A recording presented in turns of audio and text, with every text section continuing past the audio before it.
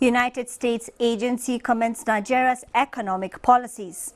Central Bank of Nigeria decries low deposit mobilization by microfinance banks as NNPC shifts 40 billion oil reserves target to 2025. Nigeria's largest cooking gas storage and dispensing facility underway. Plus, Bank of Agriculture recovers 7 billion naira loan from farmers. Details of these and more on Friday's edition of Business Express, reaching you on the network service of the Nigerian Television Authority. My name is Amina Nujaim. Welcome to the program.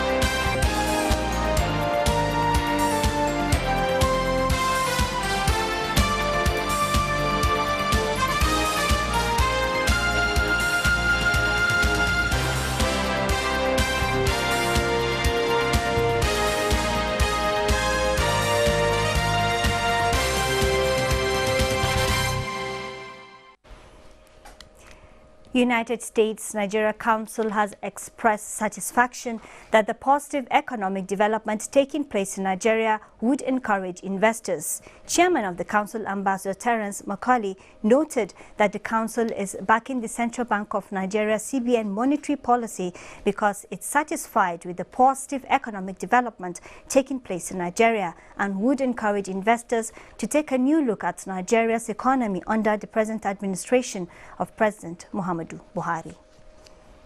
Meanwhile, the Central Bank of Nigeria CBN has decried low deposit mobilization by microfinance banks in the country.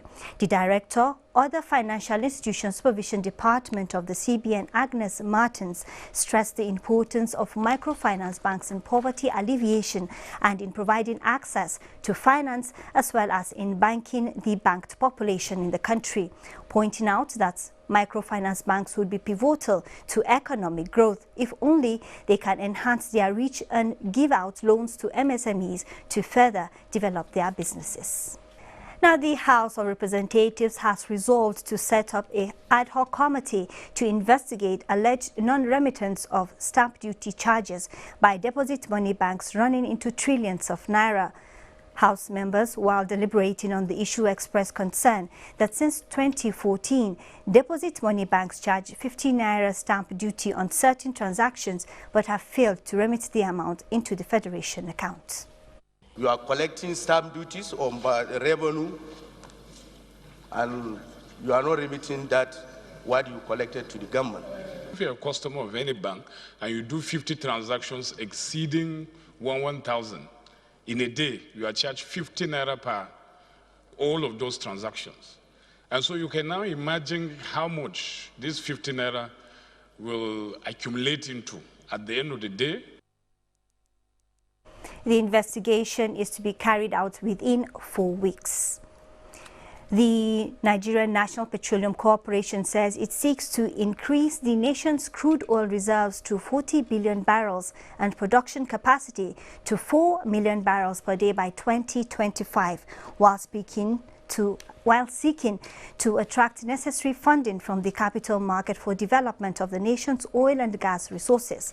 The Group Managing Director, NNPC, Dr. Mekan Tibaru, says federal government in 2010 set the target of 40 billion barrels of crude reserves and production of 4 million barrels per day at 2020. While increasing global competition on Nigeria's crude oil due to rise of new production centers across the globe, Nigeria needs to unlock new barrels as quickly as possible to stay relevant in the new emerging world. In other news, the Minister of Energy, Industry and Mineral Resources of the Kingdom of Saudi Arabia, Khalid Al-Falal, has assured Nigeria that a memorandum of understanding will be signed by the two countries to begin infrastructure development in Nigeria's oil and gas sector. Lydia Sampson reports from Riyadh that the minister gave the assurance at a meeting with Nigeria's Minister of State, Petroleum Resources, Emmanuel Ibe Kachuku. Nigeria and Saudi Arabia have enjoyed good bilateral relationship for decades, with Nigeria delegation to holy pilgrimage annually among the highest in the world. Therefore, the visit of the Minister of State Petroleum Resources, Emmanuel Ibe Kachuku, is in consolidation of such age-long relationship. Refineries are key, LNG is key, trading definitely key, create the necessary links. I would like to broaden our cooperation to look at Africa broadly and maybe surrounding countries to Nigeria. The exploratory visit to Saudi Arabia took the minister and his entourage to different organizations in different cities. In Jubal Industrial City, the president of the Royal Commission for Jubal and Jambu, Abdullah bin Ibrahim Al-Sa'adan, and his strategic team took the minister on a guided tour of the gigantic project complex at the National Industrial Development and Logistics Center. The projection is to turn Saudi Arabia to a world hub of logistics strategy. Both countries have nominated their respective OPEC governors to quickly come up with a draft MOU for signing. The Saudi Energy Minister also communicated the blessings of the King and the Crown Prince for the partnership investment, while announcing their readiness to sign the MOU with the Nigerian President, Muhammadu Buhari. The Nigerian National Petroleum Corporation, NNPC, and its exploration and production subsidiary, Nigerian Petroleum Development Company Limited, are set to unveil the largest liquefied petroleum gas and propane storage and dispensing facility in the country. The facility, to be sited in Oredo, Benin City, Edo State, is an extension of the integrated gas handling facility plant and has the capacity to dispense 330 tons of largest liquefied petroleum gas and 300 tons of propane daily, in addition to the 100 million standard cubic feet of gas per day and 260 barrels per day condensate from the integrated gas handling facility plant.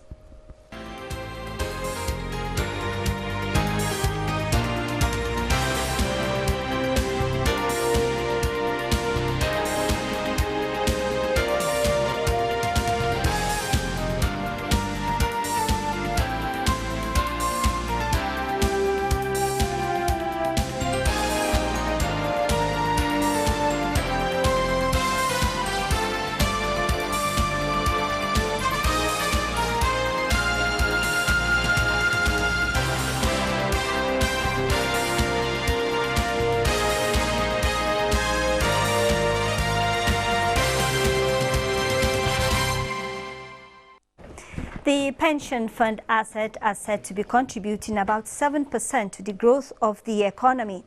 How pension funds drive Nigeria's economy? We have a financial expert, Yusha Waliu, to discuss the matter. Welcome to Business Express. Thank you. Good afternoon.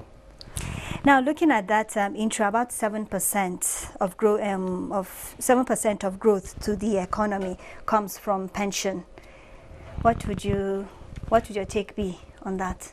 When you look at pensions, right from the colonial masters coming to the First Republic, there is a lot of transformation, but the desired result that is getting now is as a result of production capacity of the pension administration, which is now vividly seen by all economists, and the contribution made to the economy right from 2004, when the pension administration was reformed, and coming to 2014 when it was reenacted into law again, and presently with 8.3 trillion is a big money to contribute 7% to the GDP.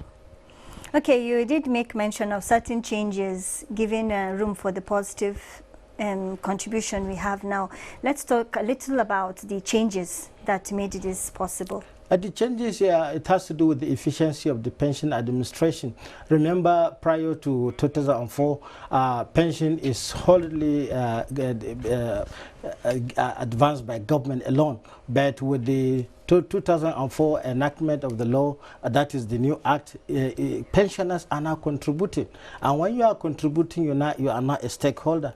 And by contributing, it means somebody has to administer it. Prior to 2004, the entire pension has to do with budgetary allocations. Okay. And in some cases, even the private organizations are not paying. So these changes, one is that since now it is savings, contribution by pensioners, now somebody has to administer, and that is why the PFS, the job they are doing is to maintain the savings as well as look at viable option in the economy where to put these monies so that they can have benefit for them and for the economy at the same time. Are they doing well? They are doing well, because if they are not doing well, there is no way the contribution of the pension will reach up to 7%.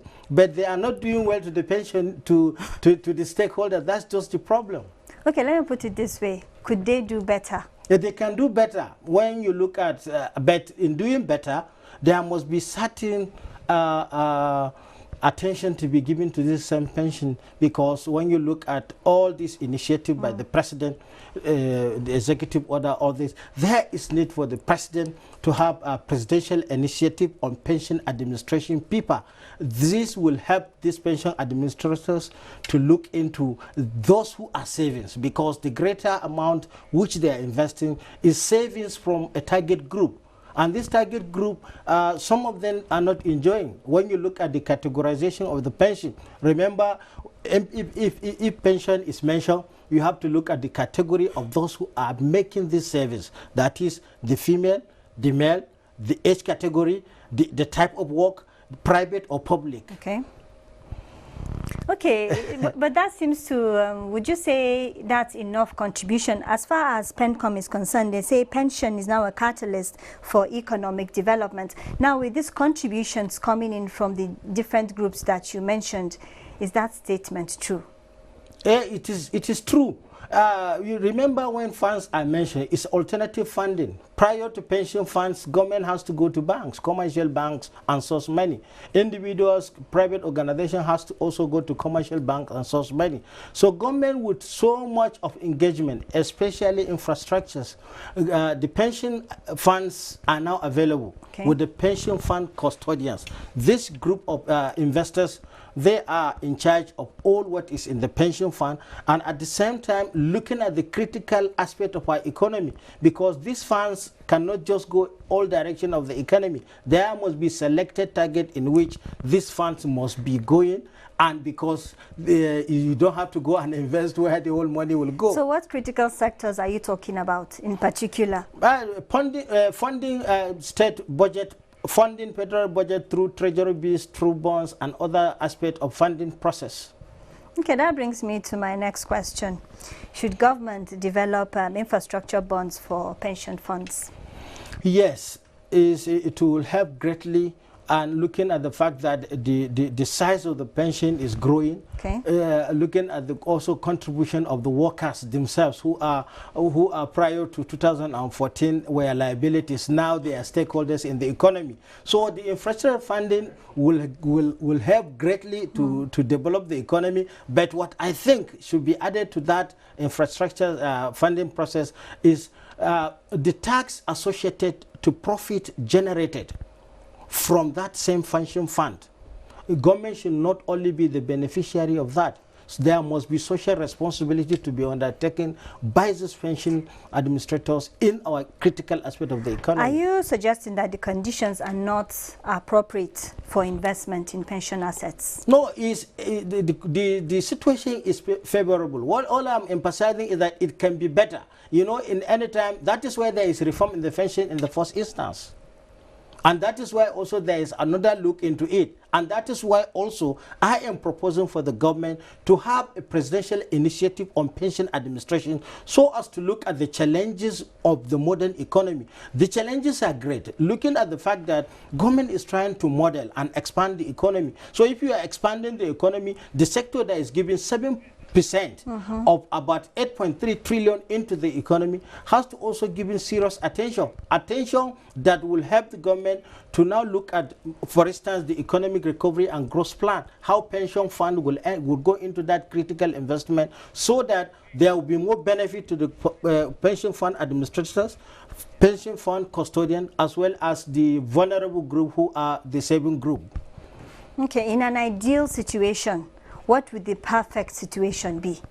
You know, in finance, there is no any situation that you have a maximum benefit. Yes, is perfect, and that is why in economics, most market always provide normal profit. But in the situation of abnormal profit, it has its own consequences. That's why most of the macroeconomists emphasize that whatever choice you make, whatever decision you make, you have to take the consequences of doing that decision. So the pension administration in Nigeria, as it is a welcome development, and I cherish that investment and the idea. But the only thing is that the target group, the vulnerable group, that is those who are saving their income, who in many cases are losers, because many people that are savings at the end of retirement age, you find them because of psychological problem or other issues are not beneficiaries of their own investment. So there will be a situation where if there is going to be any reform whatsoever, government should not be entertaining all type of reforms, because at the National Assembly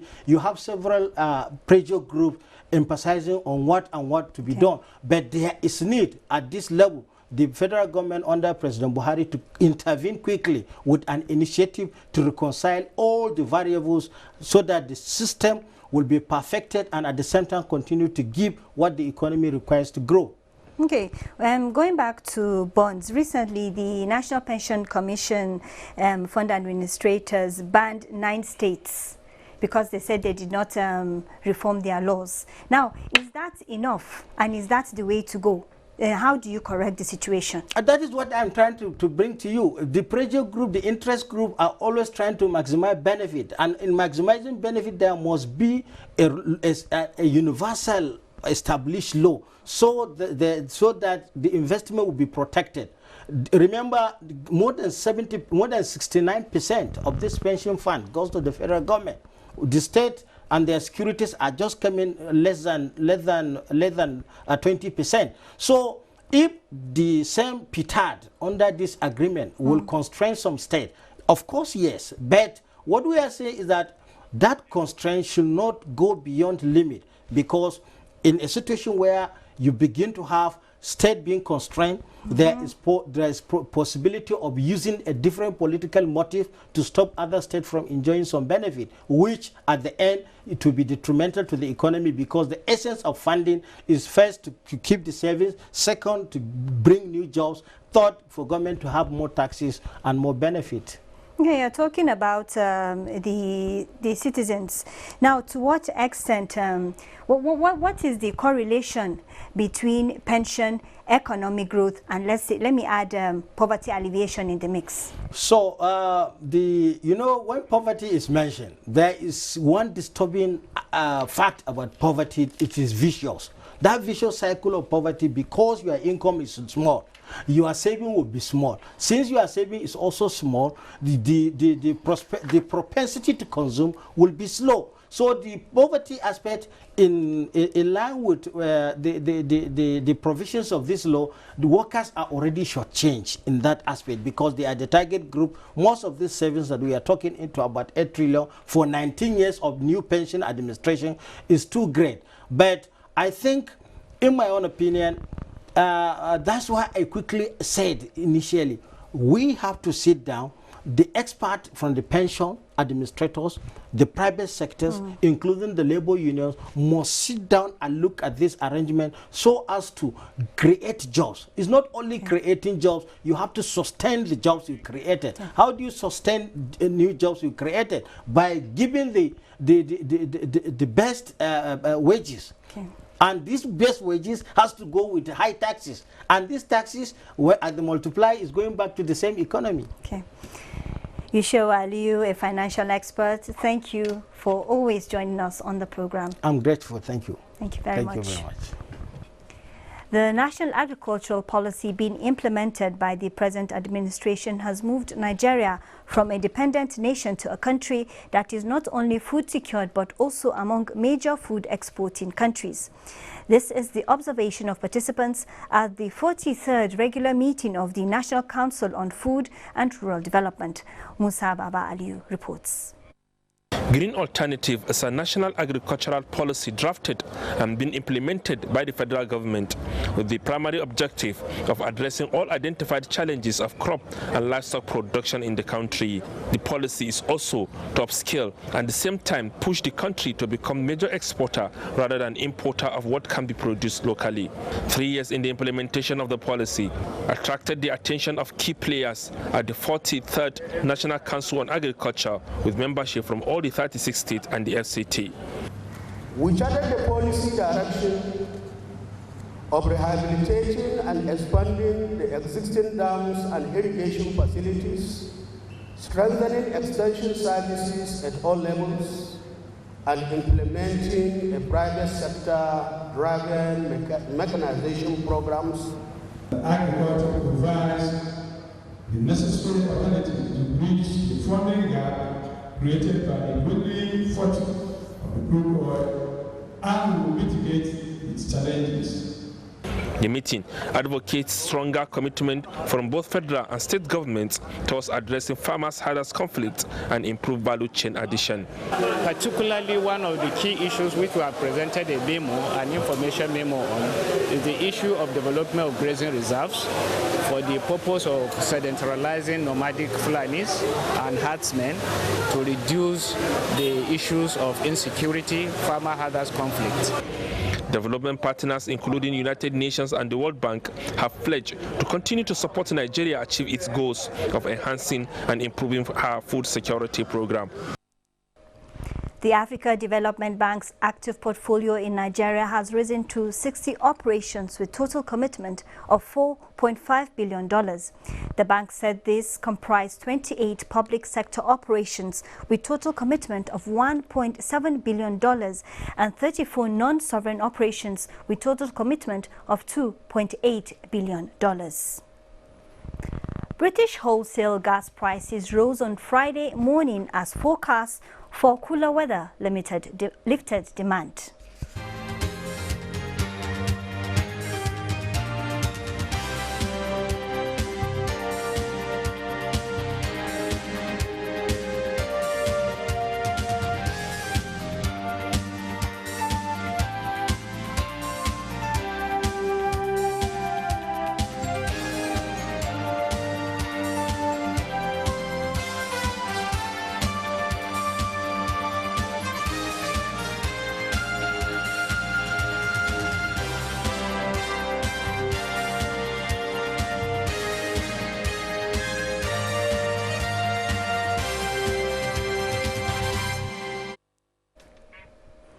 The Nigerian Stock Exchange All-Share Index lost 0.60% on 26th of April 2019, the last day of trading for the week, to close at 29,740.41 basis points, with market capitalization depreciating to 11.1 trillion naira.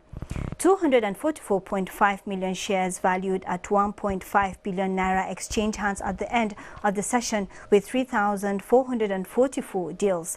Japul Oil was the most sought after trade, followed by Wema Bank and UBA, while Fort Oil led gainers table and Okomu Oil led the decliners chart. European shares slipped on Friday after declines in shares of Glencore and heavyweight banks outweighed advances in healthcare and auto stocks, while investors remained on the sidelines ahead of U.S. economic data for the first quarter. Details with Bosede Abel. European stocks were slightly lower in early trading of 26th of April as market participants reacted to another flurry of corporate earnings. DAX declined 0.03%, FTSE 100 0.34% and CAC 40 0.07%. Asian stocks declined after the Dow Jones Industrial Average dropped more than 100 points overnight. The Shanghai Composite slipped 1.20% to 3,086.4 0.40. Hang Seng Index shed about 0.19%, and Nikkei also dropped 0.22% to close at 22,258.73. Stocks in the United States were slightly lower as market participants prepared for another deluge of corporate earnings and awaited key economic data. Dow futures slipped 27 points, indicating a negative open of more than 35 points. Futures on the S&P 500 and Nasdaq Composite were both seen marginally lower. While in Africa, stocks were mostly negative. Tunisia's Tunidex started trade on a positive note, while Ghana's GSA Composite Index, Namibia Overall Index, Nairobi All Share, and South Africa's JSA Composite were low. This is where we wrap up this edition of Business Express. Be informed, all previous episodes are available on YouTube, and our Twitter handle is NTA News Now. Let's join us again next Monday. I am Amina Nujain. In the meantime, have a lovely weekend.